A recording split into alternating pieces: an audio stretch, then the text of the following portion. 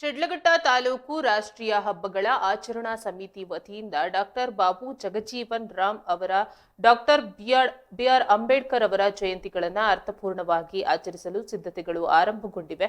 ಈ ಸಂಬಂಧ ತಾಲೂಕು ಕಚೇರಿ ಸಭಾಂಗಣದಲ್ಲಿ ಏಪ್ರಿಲ್ 5ರಂದು ತಹಶೀಲ್ದಾರ್ ಕುಮಾರಿ ಗಗನ ಸಿಂಧು ಹಾಗೂ ಶಾಸಕ ಬಿಎನ್ ರವಿಕುಮಾರ್ ಅವರ ಅಧ್ಯಕ್ಷತೆಯಲ್ಲಿ ಪೂರ್ವಭಾವಿ ಸಭೆ ನಡೆಸಲಾಯಿತು.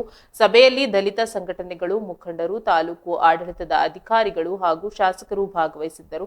ಡಾಕ್ಟರ್ ಬಾಬು ಜಗಜೀವನ್ ರಾಮ್ ಅವರ ಜಯಂತಿಯನ್ನ ಏಪ್ರಿಲ್ 5ರಂದು ಮತ್ತು ಡಾಕ್ಟರ್ ಬಿಆರ್ ಅಂಬೇಡ್ಕರ್ ಅವರ ಜಯಂತಿಯನ್ನ ಏಪ್ರಿಲ್ 14ರಂದು ಆಚರಿಸಲು ನಿರ್ಧರಿಸಲಾಯಿತು. ಈ ಎರಡೂ ಮಹಾನ್ ನಾಯಕರ ಜಯಂತಿಗಳನ್ನ ವಿಜೃಂಭಣೆಯಿಂದ ಆಚರಿಸಲು ಎಲ್ಲರೂ ಒಮ್ಮತ ವ್ಯಕ್ತಪಡಿಸಿದ್ದಾರೆ. ಸಭೆಯಲ್ಲಿ ಮಾತನಾಡಿದ ತಹಶೀಲ್ದಾರ್ ಕುಮಾರಿ ಗಗನ ಸಿಂಧು, ಜಯಂತಿಗಳನ್ನ ಅರ್ಥಪೂರ್ಣವಾಗಿ ಆಚರಿಸುವ ನಿಟ್ಟಿನಲ್ಲಿ ಎಲ್ಲರೂ ಸಹಕರಿಸಬೇಕು. ಪ್ರತಿ ಗ್ರಾಮ ಪಂಚಾಯಿತಿಯಿಂದಲೂ ಹೆಚ್ಚಿನ ಸಂಖ್ಯೆಯಲ್ಲಿ ಜನರನ್ನ ಸೇರಿಸಿ ಎರಡು ಜಯಂತಿಗಳನ್ನ ಒಂದೇ ವೇದಿಕೆಯಲ್ಲಿ ಅದ್ದೂರಿಯಾಗಿ ಆಚರಿಸಲು ನಿರ್ಧರಿಸಲಾಗಿದೆ ಎಂದು ತಿಳಿಸಿದರು.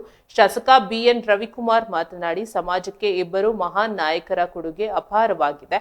ಅವರ ಆದರ್ಶಗಳನ್ನ ಎಲ್ಲೆಡೆ ಪಸರಿಸುವ ಕೆಲಸವಾಗಬೇಕು. ಜಯಂತಿ ಆಚರಣೆಗಳು ಕೇವಲ ಔಪಚಾರಿಕತೆಗೆ ಸೀಮಿತವಾಗದೆ ಅರ್ಥಪೂರ್ಣವಾಗಿ ನಡೆಯಬೇಕು ಎಂದು ಹೇಳಿದರು. ಈ ನಿಟ್ಟಿನಲ್ಲಿ ಕಾರ್ಯಕ್ರಮಗಳನ್ನು ಯಶಸ್ವಿಗೊಳಿಸಲು ಎಲ್ಲರ ಸಹಕಾರ ಅಗತ್ಯ ಎಂದು ಕರೆ ನೀಡಿದ್ದಾರೆ. ಜಯಂತಿ ಆಚರಣೆಗಳ ಪ್ರಯುಕ್ತ ವಿವಿಧ ಸಾಂಸ್ಕೃತಿಕ ಕಾರ್ಯಕ್ರಮಗಳು, ವಿಚಾರ ಸಂಕಿರಣಗಳು ಮತ್ತು ಶಾಲಾ ಮಕ್ಕಳಿಂದ ವಿಶೇಷ ಭಾಷಣಗಳನ್ನು ಏರ್ಪಡಿಸಲು ನಿರ್ಧರಿಸಲಾಗಿದೆ. ಅಲ್ಲದೆ ಸಮಾಜದಲ್ಲಿನ ಬಡವರು ಮತ್ತು ನಿರ್ಗತಿಕರಿಗೆ ಸಹಾಯ ಮಾಡುವ ಮೂಲಕ ಜಯಂತಿ ಆಚರಣೆಯನ್ನ ಇನ್ನಷ್ಟು ಅರ್ಥಪೂರ್ಣಗೊಳಿಸಲು ಯೋಜನೆ ರೂಪಿಸಲಾಗಿದೆ. ಈ ವರ್ಷದ ಜಯಂತಿ ಆಚರಣೆಗಳು ಶಿಡ್ಲಘಟ್ಟ ತಾಲೂಕಿನ ಜನತೆಗೆ ಸ್ಮರಣೀಯವಾಗಲಿವೆ.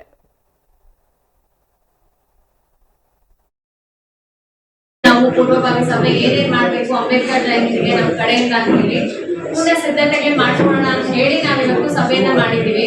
ಅಂಬೇಡ್ಕರ್ ಜಯಂತಿ ಮತ್ತೆ ಬಾಬು ಜಗಜೀವನ್ ರಾಮ್ ಜಯಂತಿ ಎರಡು ಜಯಂತಿನೂ ಒಂದೇ ದಿವಸ ಆಚರಣೆ ಮಾಡಿದ್ರೆ ಏನಿದೆ ಹೆಚ್ಚಿನ ಜನ ಸಂಖ್ಯೆ ಬರ್ತಾರೆ.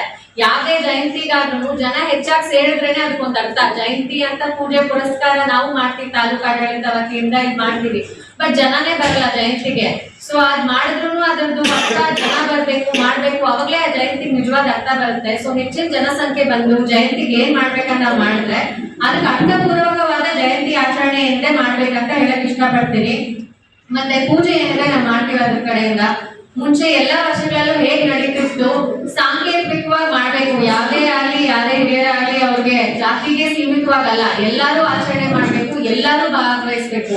ತಾವೆಲ್ಲ ಹೇಳ್ದಂಗೆ ತಾಲೂಕು ವತಿಯಿಂದ, ಪಂಚಾಯತ್ ವತಿಯಿಂದ ಎಲ್ಲಾರು ಜನ ಬರ್ಬೇಕು. ಒಬ್ರೇ ಇವರೇ ಬರ್ಬೇಕು ಅವರೇ ಬರ್ಬೇಕಂತ ಎಲ್ಲ ಬಾಬಾ ಸಾಹೇಬ್ ಅಂಬೇಡ್ಕರ್ ಜಯಂತಿ ದಿನವನ್ನ ಈ ತಾಲೂಕಿನಲ್ಲಿ ಈ ಇಬ್ಬರ ಮಹನೀಯರ ಜಯಂತಿಯನ್ನ ಅದ್ದೂರಿಯಾಗಿ ಮಾಡಬೇಕಂತ ತಾವೆಲ್ಲರೂ ಹೋದ ವರ್ಷ ಜಯಂತಿ ಕಾರ್ಯಕ್ರಮದಲ್ಲಿ ನಾವು ಹಲವಾರು ಕಾರ್ಯಕ್ರಮಗಳನ್ನ ಹಮ್ಮಿಕೊಂಡಿದ್ವಿ.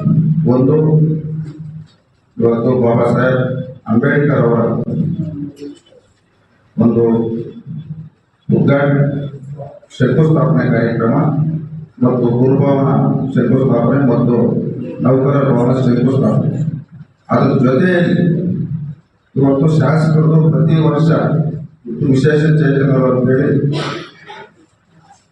10% ಹಣ ರಿಸರ್ವ್ ಮಾಡತಕ್ಕಂಥ ಹಣವನ್ನ ಇವತ್ತು ವಿಶೇಷ ಚೇತನರಿಗೆ 2 ವೀಲರ್ಸ್ ಕೊಡ್ತಕ್ಕಂಥ, ದ್ವಿಚಕ್ರ ವಾಹನ ಕೊಡ್ತಕ್ಕಂಥ ಕಾರ್ಯಕ್ರಮ ಏನಿವತ್ತು ಬಡ ಮಕ್ಕಳನ್ನ ಸರ್ಕಾರಿ ಶಾಲೆಯಲ್ಲಿ ಓದ್ತಕ್ಕಂಥ ಬಡ ಮಕ್ಕಳನ್ನ ಕೂರಿಸಿ ಇವತ್ತು ಅತಿ ಹೆಚ್ಚಿನ ಅಂಕ ಪಡಿತಕ್ಕಂಥ ಮಕ್ಕಳಿಗೆ ಇವತ್ತು ಅವರು ಒಂದು ಪ್ರತಿಭಾ ಪುರಸ್ಕಾರ ಮುಖಾಂತರ ಸನ್ಮಾನ ಮಾಡತಕ್ಕಂಥ ಕಾರ್ಯಕ್ರಮಗಳು ಇವತ್ತು ನಾವು ಒಂದು ಜಯಂತಿಯಲ್ಲಿ ನಾವು ನೋಡಿದ್ವಿ.